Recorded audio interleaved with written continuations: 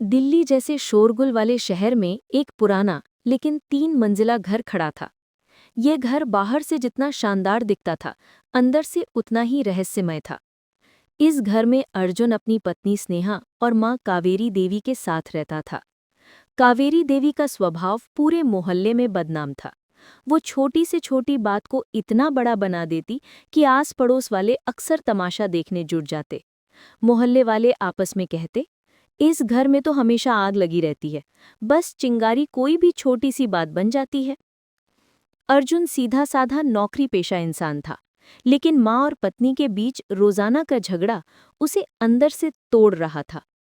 स्नेहा जब से इस घर में आई थी, तभी से उसने महसूस किया था कि यहाँ सिर्फ झगड़े ही नहीं, बल्कि कुछ छिपे हुए राज भी हैं। घर की सबसे ऊपरी मंजिल पर एक कमरा हमेशा बंद रखा जाता था।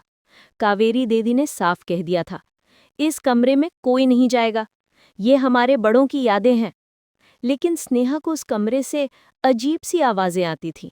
कभी फुसफुसाहट, कभी किसी के चलने की आहट और कभी दरवाजे पर हल्की सी दस्तक। वो अक्सर अर्जुन से कहती, सुनिए, ऊपर वाले कमरे से आवाजें आती हैं, क्या माँ ने कभी बताया कि वहाँ क्या है? अर्जुन बस थकान भरी आवाज में कह देता, स्नेहा प्लीज, माँ के मामले में मत पड़ो, उन्होंने जैसा कहा है वैसा करो। लेकिन स्नेहा की बेचैनी बढ़ती गई। कावेरी देवी अक्सर स्नेहा को ताने मारती, अरे तेरे जैसी बहुएं तो घर उजाड़ देती हैं, तू तो इस घर में आई और माहौल बिगड़ गया।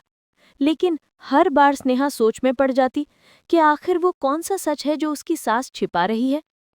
एक रात जब अर्जुन ड्यूटी पर था और कावेरी देवी अपने कमरे में सो चुकी थीं, स्नेहा ने चुपचाप उस बंद कमरे की ओर कदम बढ़ाए। उसके दिल की धड़कनें तेज हो रही थीं। उसने जैसे ही दरवाजा खोला, अंदर घुप अंधेरा था, पर अंधेरे में भी उसे किसी के बैठने की परछाई साफ दिखाई दी। वो घबराकर पीछे हटी, तभी अंदर से धीमी सी आवाज आई, बहू, तू यहाँ क्यों आई? स्नेहा के रोंगटे खड़े हो गए। ये आवाज उसकी सास की नहीं थी। वो पलक झपकते ही समझ गई कि इस घर की दीवारों के पीछे कोई ऐसा सच छिपा है जिसे उजागर करना बेहद खतरनाक हो सकता है। स्नेहा के हाथ कांप रहे थे। उस कमरे में घुप अंधेरे के बीच जो परछाई उसे दिखी थी, उससे उसकी सांसें तेज हो गईं। उसने जल्दी से मोबाइल की टॉर्च ऑन की। रोशनी सीधी सामने पड़ी तो परछाई और साफ हो गई। कमरे के कोने में एक बूढ़ी औरत बैठी थी। उसके बाल सफ़ेद और उलझे हुए थी, चेहरा बेहद दुबला पतला और आंखें गहरी धंसी हुई थीं। वो औरत ऐसे लग रही थी मानो सालों से धूप और रोशनी नहीं देखी हो। कौन है आप? स्नेहा डरते डरते बोली। बूढ़ी औरत ने बड़ी मुश्किल से सिर उठाकर कहा, मैं इस घर की कैदी हूँ। तेरी सास ने मुझे यहाँ सालों से बंद कर रखा है। स्नेहा के पैरों तले जमीन खिसक गई। ये कैसे हो सकता है? माँ जी क्यों किसी को इस तरह बंद करेंगी? औरत ने हल्की हंसी हंसी, जिसमें दर्द और बेबसी थी।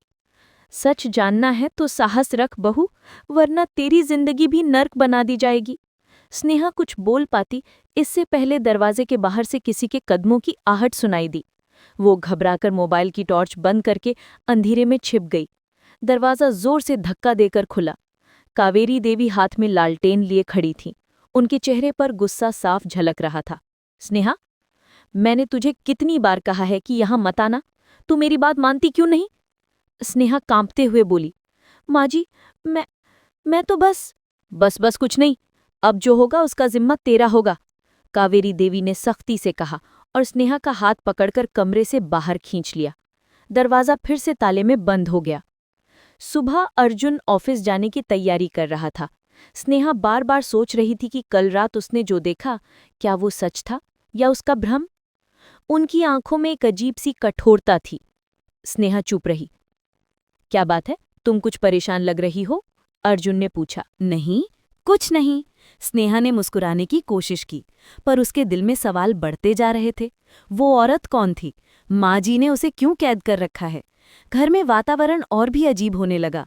रात को ऊपर वाले कमरे से लगातार आवाजें आती, कभी किसी के रोने की, कभी फर्नीचर खिसकने की। स्नेहा ने कई बार देखा कि माँ जी आधी रात को उठकर चुपचाप ऊपर जाती हैं और दरवाज़ा खोलकर अंदर जाती हैं, लेकिन सुबह होते ही वो ऐसे पेश आती जैसे कुछ हुआ ही न हो। एक दिन स्नेहा ने हिम्मत करके अर्जुन से पूछ ही लिया, सुनिए, क्या हमारे घर की ऊपरी मंजिल पर कोई रहता है? अर्जुन ने चौंक कर कहा। तुम्हें ये सवाल कहाँ से आया? बस ऐसी पूछ रही हूँ।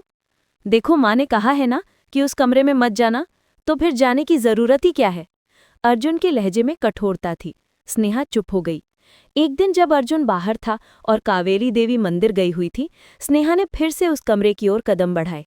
इस बार उसने पूरा साहस जुटाया। ताला बंद था, लेकिन उसे अचानक ख्याल आया कि माँ जी ताले की चाबी अपने कमरे में रखती हैं। धीरे धीरे स्नेहा उनके कमरे में गई और कपड़े की अलमारी के पीछे से चाबी निकाल ली। उसके हाथ कांप रहे थे, लेकिन उसने ताला खोला। दरवाज़ा खुलते ही तेज बदबू का झोंका आया। कमरे में अंधेरा था, लेकिन इस बार उसने पूरी टॉर्च जलाई। कमरे के चारों ओर पुरानी तस्वीरें टंगी थी। ज्यादातर तस्वीरों में अर्जुन के पिता, माँ और एक औरत दिखाई देती थी, वही औरत जो कैद में थी। तो ये कौन है? स्नेहा बुदबुदाई। उसी समय पीछे से वही बूढ़ी औरत धीमी आवाज में बोली, मैं तुम्हारी ननद हूं, तुम्हारे ससुर की बेटी, तुम्हारे पति की बहन। स्नेहा दंग रह गई। क्या? लेकिन अर्जुन ने तो कभी मुझे बताया ही नहीं कि उसकी कोई बहन भी है। औरत की आंखों से आंसू टपकने लगे। क्योंकि माँ ने सबको कह रखा है कि मैं मर चुकी हूं। स्नेहा के होश उड़ गए। उसने बताया, मेरा नाम मीरा है। मैं छोटी थी तो पापा ने मुझे बहुत प्यार दिया, लेकिन माँ हमेशा मुझे बोझ समझती थी। जब पापा की मौत हुई तब माँ ने मुझे इस कमरे में कैद कर दिया। मोहल्ले वालों से कह दिया कि मैं बीमार थी और मर गई। अर्जुन छोटा था, उसे कुछ याद ही नहीं रहा। वो बड़ा होकर बस माँ की बातों पर भरोसा करता रहा। स्नेहा के रोंगटे खड़े हो गए। लेकिन माँ जी ने ऐसा क्यों किया? मीरा ने कहा, क्योंकि पापा की वसीयत में आधा घर और जमीन मेरे नाम थी। माँ को डर था कि मैं बड़ी होकर सब मांग लूंगी, इसलिए उन्होंने मुझे कैद कर दिया। स्नेहा स्तब्ध रह गई। इतने में बाहर से किसी के आने की आहट आई। शायद कावेरी देवी लौट आई थी। मेरा घबरा कर बोली, जा बहू, अभी निकल जा, वरना तेरी भी हालत मेरी जैसी होगी। स्नेहा भागते हुए नीचे आई और चाबी वापस अलमारी में रख दी। कावेरी देवी घर में दाखिल हुई और स्नेहा को ध्यान से देखने लगी। क्या कर रही थी तू? कुछ नहीं माँ जी, मैं तो बस। कावेरी देवी की आंखों में शक झलक रहा था। अब स्नेहा दिन रात यही सोचती रहती कि मीरा को कैसे आज़ाद कराए, लेकिन अर्जुन को सच बताने में उसे डर लगता था। एक रात उसने तय किया कि वो मीरा से सबूत लेगी, ऐसा सबूत जो अर्जुन को भी यकीन दिला सके। वो चुपचाप फिर से कमरे में गई। मीरा ने उसके हाथ में एक पुरानी डायरी थमा दी। ये पापा की डायरी है, इसमें सब लिखा है, वसीयत, घर, सब कुछ। यही तेरे लिए हथियार है। स्नेहा ने डायरी संभाल ली, लेकिन जैसे ही वो बाहर निकलने लगी, अचानक दरवाज़ा जोर से बंद हो गया। स्नेहा ने पलट कर देखा, सामने कावेरी देवी खड़ी थीं। उनके चेहरे पर गुस्से की लकीरें और आंखों में आग थी। बहुत हो गया, अब तू इस घर की असली मालकन बनना चाहती है? मुझे बेवकूफ़ समझा है क्या? स्नेहा का दिल जोर जोर से धड़कने लगा। कावेरी देवी आगे बढ़ी और उसका हाथ पकड़कर बोली, आज से तू भी इस कमरे से बाहर नहीं जाएगी। तेरी सास तुझे भी तेरी ननद की तरह कैद कर देगी।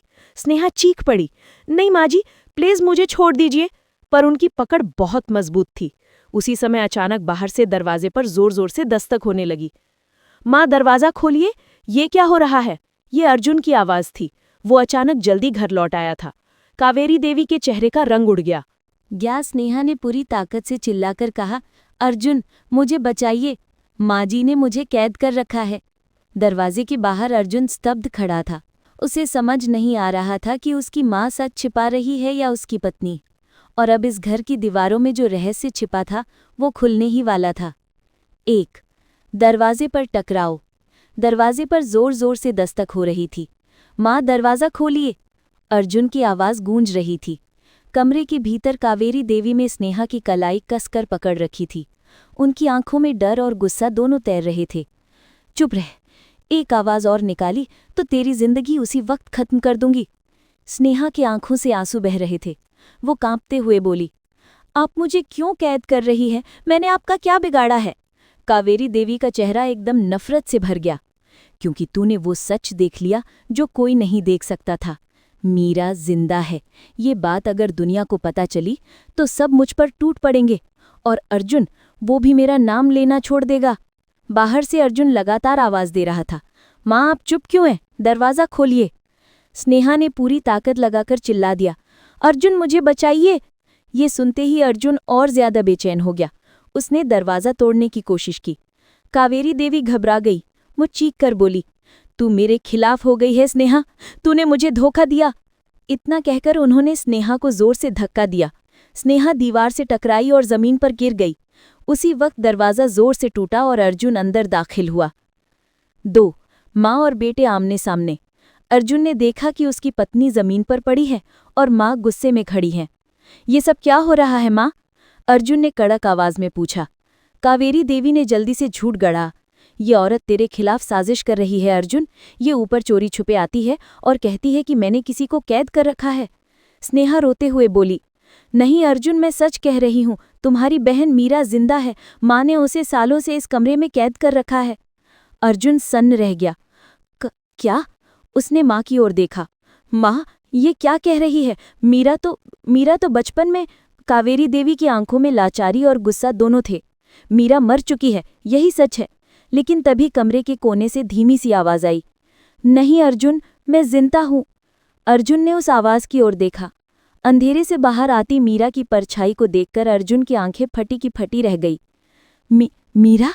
वो भागकर अपनी बहन के पास गया। मीरा की हालत देखकर उसकी आंखों में आंसू आ गए। दीदी, ये क्या हो गया आपके साथ? माँ ने ऐसा क्यों किया? मीरा की आंखों से भी आंसू बह रहे थे। भाई, माँ ने मुझे कैद कर दिया था, कह दिया था कि मैं मर चुकी हूँ, ताकि पापा की वसीयत सिर्फ उन्हीं के नाम रहे। अर्जुन ने अविश्वास से माँ की ओर देखा। माँ, ये सच है?